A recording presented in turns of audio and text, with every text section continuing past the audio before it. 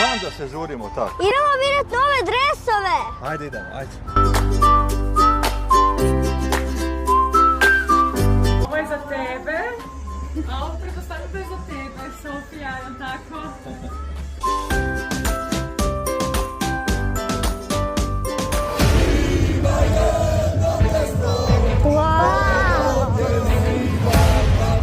To su ti novi dresovi? Da.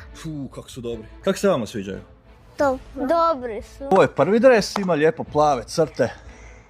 Lijepi dres, lijepi dres. Daj mi reci malo više o domaćem dresu, ajde. Tvoje mišljenje, evo. Dečka od 9 godina.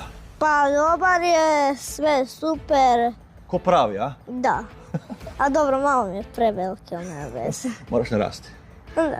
Dobro, hoćeš još kaj reći o dresu, ništa? Pa ne. Gdje da ga vidimo od iza, okreni se malo, kaj sam? Ko maneken onak, nema predaje, iza piše. Lijepe crte. Dobar je dres.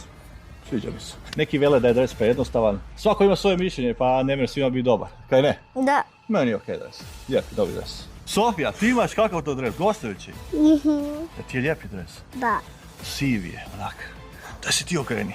Kaj iza ima? Nema predaje, wow. Pa super je i jako mi je lijep. Jako ti je lijep, ha? Bravo. Zato ste mene požurivali da moramo brzo vidjeti taj dres tu na stadionu, ha? Da. Sjajno.